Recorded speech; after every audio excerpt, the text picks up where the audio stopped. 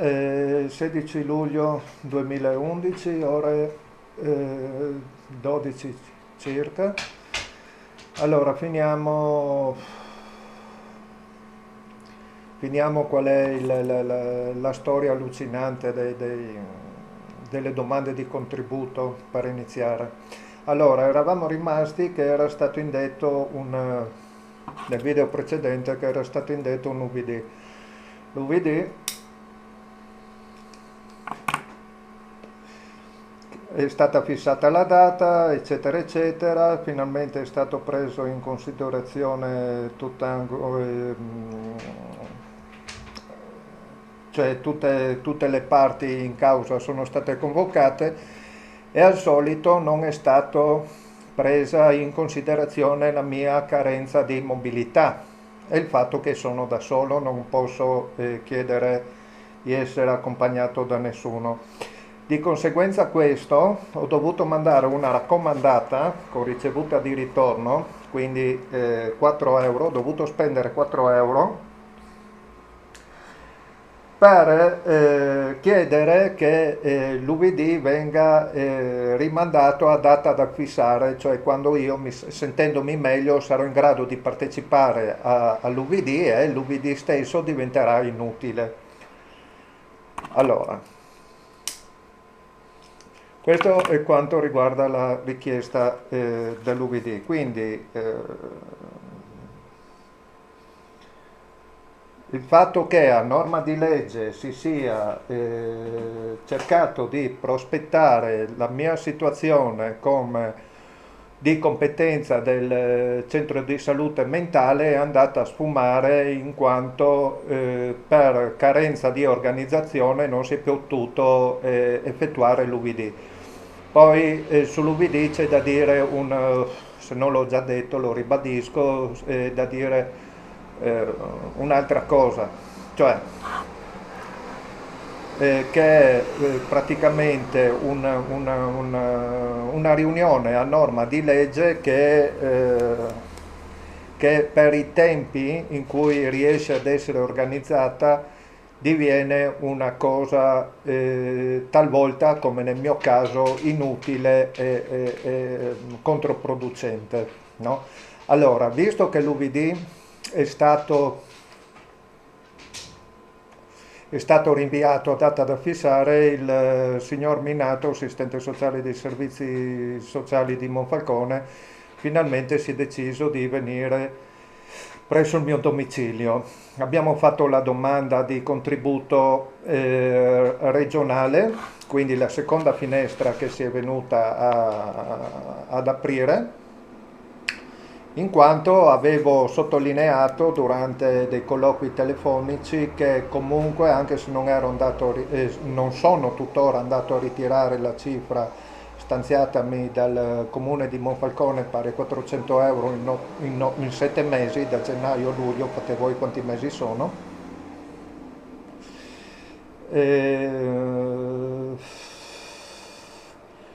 Io me li sono fatti prestare, di conseguenza li ho già spesi, no? Allora, non abbiamo ripreso il discorso della lista degli avvocati per il gratuito patrocinio, in quanto il dottor Minato e la sua collaboratrice sono sì venuti al mio domicilio, ma avevano una manciata di minuti da dedicarmi, di conseguenza particolari ulteriori a quello strettamente legato alla domanda di contributo non è stato possibile parlarne, quindi come al solito della mia situazione sono a conoscenza molto in un modo molto sommario. Riguardo la domanda di contributo regionale, voglio far presente la solita cazzata, no? Perché? Allora, mi è stata fatta richiesta delle bollette da pagare, no? Allora, se io ho bollette da pagare, in base a questo mi viene valutato o meno l'intervento da una commissione, no? Allora, se io non ho bollette non c'è intervento, ma se io sono in una condizione di povertà assoluta, cioè quindi non ho soldi per fare le bollette, l'intervento non viene erogato. Di conseguenza c'è sempre un intervento per chi ha qualcosa, non si tiene mai presente che c'è chi non ha niente ed è residente. Di conseguenza, se l'intervento economico verrà erogato da parte della regione, sarà di carattere minimo, quindi io non potrò legalizzare altre mie situazioni che mi sono venute a mancare o che non ho potuto formalizzare precedentemente, no? E qui c'è tutto un bel dire perché è una cosa raccapricciante anche questo, no? Che faccio un breve riassunto, che nelle leggi quadro c'è praticamente tutto, tutti devono avere tutto, poi viene demandato a delle leggi di carattere locale, nella fattispecie del Friuli Venezia Giulia, delle leggi regionali, e la regione dice, cioè fa la tagliola spaventosa, no? Di questo tipo qui che ho appena detto, cioè se hai ti cerchiamo di far mantenere quello che hai, se non hai niente non sei niente e non hai niente, no? Quindi non viene nemmeno preso in considerazione nemmeno in questo caso, no? Il caso di povertà assoluta, cioè generalizzando, in questo caso non è sbagliato, abbiamo un 20% della popolazione con una povertà relativa, no? Sempre più persone che entrano nella povertà assoluta perché mancanza di lavoro comporta che gli interventi, cioè i contratti per la fornitura e gli affitti non ci sono e queste persone che entrano nella povertà assoluta non esistono. No? Ecco, questo è il paradosso di questo sistema fancazzista dei servizi sociali, di chi legifera su queste situazioni che non ne capisce un cazzo. E grazie a tutti questi le situazioni continuano a essere sempre più esacerbate, no? Allora, un'altra cosa che volevo fissare è qual è il circuito della povertà a Monfalcone, no? Allora, quello che riguarda l'assistente sociale Minato. Il signor Minato ha avuto sempre comunque un atteggiamento distaccato e professionale nei miei confronti. Ha agito sempre a norma di legge. L'unica cosa che posso recriminare è la lentezza, non tanto sua personale nelle sue decisioni, nelle posizioni che talvolta precedentemente ho ricusato, ma semplicemente le normative che sono obsolete, che sono faraginose, che non permettono un intervento da parte degli assistenti sociali in un modo incisivo. Riguardo questo avevo presentato Natale scorso, nel periodo dello sgombero, un progetto all'amministrazione di Monfalcone per questi casi al di fuori dalle norme, no? Traendo spunto dal mio percorso personale, no? Perché poi io sono quello che ci mette la faccia davanti a voi, ci sono tante altre persone che non lo fanno perché hanno 10.000 remore di tutti i tipi, no? Atto a risolvere queste situazioni qui. Naturalmente, come tante altre domande che avevo rivolto in quel periodo alla Giunta sul piano programmatico dei servizi sociali, non ho ottenuto risposta e andiamo avanti adesso con questa bella controversia sia in termini politici che sociali che cerco di sollevare, no? Allora abbiamo detto circuito della povertà, allora abbiamo il drop-in a Monfalcone, abbiamo la mensa della Caritas e diciamo che questi due punti sono il circuito, diciamo, per i non meno abbienti, per i poveri, perché qui parliamo di povertà, parliamo di pensionati, parliamo di persone di una certa età che lavorano santuariamente, parliamo di famiglie parliamo di famiglie divorziate, quindi no, parliamo tutto di una serie di situazioni di emarginazione sociale. Allora, a Monfalcone abbiamo solo questi due punti, no? Allora, sia socializzare in uno che socializzare in altro è controproducente, per il senso che se uno ha solo i problemi dei soldi e si va a far coinvolgere dagli alcolisti nel loro modo di vivere, di perdere tempo, di vivere la giornata, non ne escono. Altrettanto per i tossicodipendenti, per il semplice motivo che anche se non sono brutte persone, io ne ho avuto esperienze per diversi anni, non sono diverse persone, hanno delle finalità nella loro giornata diverse delle altre persone, no?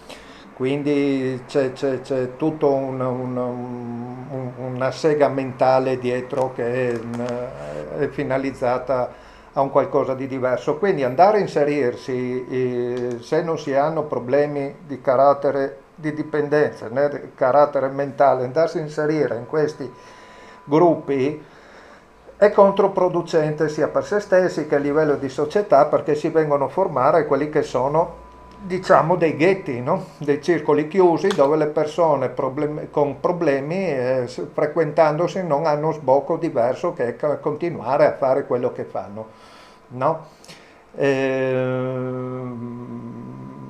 Alla mensa della Caritas c'è un gruppetto che io conosco benissimo di fascistelli, no? Quelli, ah, guarda lì l'extracomunitario che viene a mangiare la nostra roba, solite cose che mi fanno pena, e tante volte si deve dividere, no? Dividere la propria porzione perché non c'è sempre da mangiare per tutti. Quindi è una situazione sì di condivisione, ma di condivisione del proprio pane, no? Quindi è un'altra situazione che, essendo insufficiente, viene a creare le basi del razzismo, basi razzistiche, no? Ecco, la carenza in questi punti di persone, diciamo, normali, che non hanno problemi di dipendenza o di povertà, quindi la possibilità di inserirsi in gruppi diversi, no? Questo è un grosso problema, una grossa lacuna di questo percorso. Poi, a livello personale, a livello economico, allora si entra in questo circolo di povertà. Allora, circolo di povertà, cominciano ad avere soldi. Allora, solitamente si entra in depressione quando si è costretti a cambiare, diciamo, stile di vita. Allora, si incomincia a vendere tutto. Si incomincia a vendere tutto, quando hai finito di vendere tutto incominci a chiedere soldi agli amici, le persone si allontanano perché le persone disposte a dividere il loro denaro con altri sono pochissimi, no? Poi c'è il giro dei preti, quello che io conosco benissimo, no? E che vai a bussare a tutte le canoniche dei dintorni, no? E parli con il prete e dici io sono povero, io sono così, racconti un po' i cazzi tuoi, e questo solitamente ti molla 5-10 euro, dipende dalla benevolenza di questa persona o dalla credibilità di raccontare balle che hai tu, insomma, no? Ecco, esaurito anche questo giro non dura all'infinito, perché una persona più di una, due, tre volte non è più disposta a darti del denaro, a regalarti del denaro, no? Quindi, quindi si esaurisce anche questo circolo, il giro dei preti, no? E non hai più, non hai sbocchi di tipo economico, allora si incomincia a rubare al supermercato. No? Incominciamo ad entrare in quella che è la piccola delinquenza a livello locale, no? Quindi rubi la mozzarella, rubi il pezzo di prosciutto, rubi il pane, rubi questo, rubi quell'altro, no? Allora, riassumendo, no? Per la mancanza di strutture a livello locale si incentiva la piccola criminalità di carattere locale, no? Delle persone, no? Perché anch'io ho rubato in un supermercato, poi ho lasciato perdere perché sono troppo imbranato era troppo evidente quello che stavo facendo, rubare non è proprio per me.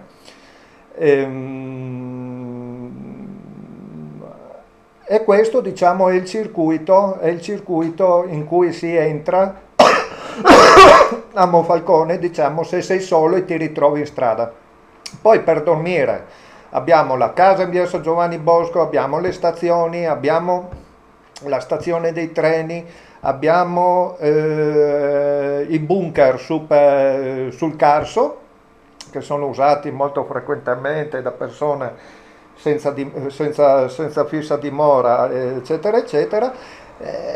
Abbiamo queste soluzioni qui. Poi è stata tagliata anche la fornitura idrica a quella che viene conosciuta come casetta. Di conseguenza il minimo di attività di reinserimento che si faceva in quel luogo non è più possibile fare, il reinserimento lavorativo, perché c'erano gli animali, ci sono gli animali per quello che mi consta, perché è un anno che non ci vado, visto da Natale che non ci vado, visto la mia situazione di salute, non ho notizie fresche. Il minimo di reinserimento che veniva fatto lì, perché c'erano delle piccole culture biologiche, eccetera, eccetera, non viene neanche fatto, e anche questo non viene preso in considerazione. Quindi il circuito della povertà a Monfalcone è questo, sommariamente, diciamo. Per una famiglia il discorso è un po' più complesso. Perché? Perché si hanno sì maggiori stanziamenti a livello di contributo, no? Per gli affitti, per questo, per quell'altro, però se una persona si trova si trova senza lavoro, cioè il capofamiglia si trova senza lavoro, ci si rende conto che tutta la situazione viene a cadere, no? Quindi anche lì c'è un lento ma progressivo, no? Inabissarsi del nucleo familiare in un contesto sempre di maggior degrado, no? Perché anche diciamo, se la famiglia ha dei parenti eccetera eccetera che arrivano a supportarle, questo viene a subordinare che invece di avere un nucleo familiare in povertà si va a impoverire tutta un'altra serie di gruppi, cioè di situazioni che stanno al margine di questo, che come al solito invece di avere 4 persone in 4, quindi una famiglia in una condizione di povertà, no, abbiamo 10 persone, quindi la famiglia più parenti che ci stanno attorno, in una condizione di povertà relativa, no?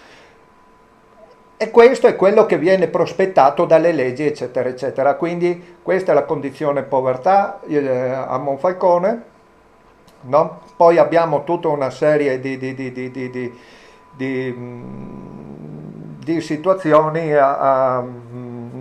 che ne vengono a minare le basi, no? della famiglia, perché è ovvio che la mancanza di denaro in casa prevalentemente crea delle tensioni. Cioè è successo a me, succede a tutti, quelli che ci sono passati lo sanno benissimo che quando mancano i soldi si innalzano i problemi, no? Le tensioni all'interno del nucleo familiare, quindi a causa della povertà c'è anche un aumento della disgregazione dei nuclei familiari stessi, no? Ecco, quindi lascio in un diverso momento l'analisi che ci vuole un genio a capire tutte queste situazioni, no? Inerenti a una famiglia. Allora, oggi ho intenzione di fare anche un altro video che è inerente un po' non solo alle denunce di carattere sociale che sono stato oggetto degli ultimi video, ma anche un compendio di carattere politico, no? Quindi per adesso vi saluto, sono 20 minuti di filmato, credo che per adesso che l'argomento sommariamente sia esaurito. E ci vediamo alla prossima. Matteo Gilberto Monfalcone, 16 luglio. A buon vederci.